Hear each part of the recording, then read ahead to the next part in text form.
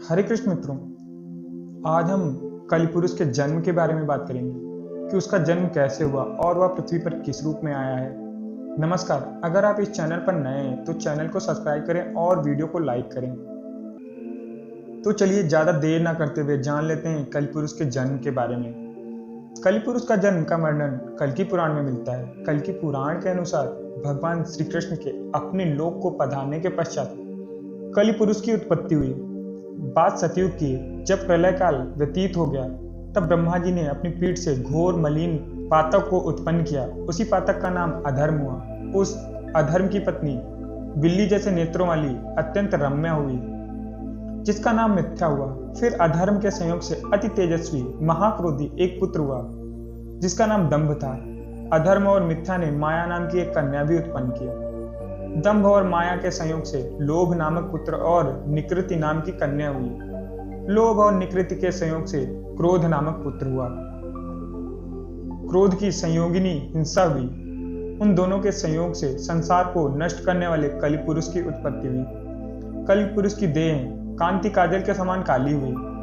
काकोदर, कराल, चंचल जिह्वा वाले भयानक दुर्गंध युक्त शरीरधारी इस कली ने धूत, मद, स्त्री और स्वर्ण में निवास किया। कलिपुरुष की सगर्भा दुरुक्ति हुई। उन दोनों ने भयानक नामक पुत्र और मृत्यु नाम की कन्या उत्पन्न की। मृत्यु ने उसके द्वारा निरय नामक पुत्र को उत्पन्न किया। निरय की सगर्भा यातना हुई। इन दोनों के संयोग से ग्लानि, दुख, हजारों पुत्र उत्पन्न हुए। इस प्रकार कलिपुरुष के कुल में बहुतेरे धर्म निंदकों की प्रवर्तना हुई। कलिपुरुष के जन्म के रहस्य को जानने के लिए हमें इस सृष्टि के रचना स्रोत के समय में जाना होगा। सतयुग में एक बार दुर्वासा ऋषि के श्राप के कारण देवता कमजोर होने लगे। तब सभी भगवान विष्णु के पास पहुंचे। भगवान विष्णु ने उन्हें समुद्र मंथन के लिए कहा और बोला कि आप लोग पुनः पहले जैसे होने के लिए क्षीर सागर के अमृत की आवश्यकता पड़ेगी। क्योंकि देवता अभी कमजोर थे, इसलिए इंद्र ने असुरों के राजा बलि से समुद्र मंथन के लिए मदद मांगी। पहले तो राजा बलि ने देवताओं को मना कर दिया, क्योंकि वे जानते थे देवता असुरों के साथ छल करेंगे। परंतु शुक्राचार्य के कहने पर राजा बलि इस शर्त पर तैयार हो गए कि जो भी समुद्र मंथन में निकलेगा उसका बंटवारा होगा। मंथन की शुरुआत हुई। उसमें बहुत सारे कीमती आभूषण के साथ पहले हलाहल नामक तेज विष निकला और सभी इसके वेग से मूर्छित होने लगे। परंतु शर्त के अनुसार इसे आधा देवता और आधा असुरों को पीना था। परंतु दोनों में विष के इस तेज को सहन की शक्ति नहीं थी। फिर भगवान भोलेनाथ ने भगवान विष्णु के कहने पर विष पान किया, परंतु इस विष के तेज से भोलेनाथ भी जलन से प्रभावित होने लगे। तब शक्ति रूपी देवी पार्वती ने उस विष को अपने हाथों से भोलेनाथ के गले में ही रोक दिया। परंतु इस क्रिया में विष की एक बूंद राक्षस कली के मुख में जा गिरी और कलिपुरुष का शरीर तो खत्म हो गया, परंतु वह मरा नहीं। अंत में भगवान धन्वंतरी अपने हाथों में अमृत कलश लेकर निकले। इसी अमृत कलश की छीना झपटी में कुछ बूंदें समंदर में जा गिरी, जो उज्जैन, नासिक और इलाहाबाद में गिरा था।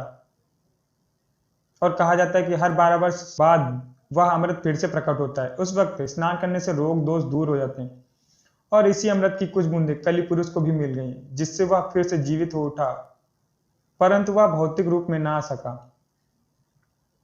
कलयुग के अंत में कलिपुरुष भौतिक रूप में आ जाएगा, क्योंकि कलिपुरुष अभी भौतिक रूप में नहीं आया है, परंतु वह अपनी शक्तियों से इंसान पर काबू पा सकता है और कलयुग के अंत में वो भौतिक रूप में भी आ जाएगा।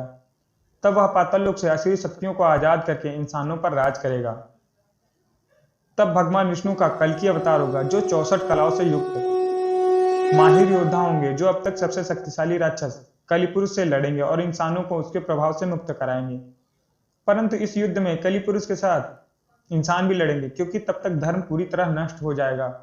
इंसान भगवान को पहचान नहीं पाएंगे, परंतु अंत में सब ठीक हो जाएगा और सतयुग का प्रारंभ होगा। आपको हमारी यह जानकारी कैसी लगी, हमें कमेंट करके अवश्य बताएं। अगर वीडियो पसंद आई हो तो लाइक करें और चैनल को सब्सक्राइब करें तथा जुड़े रहें गीता सत्य के साथ।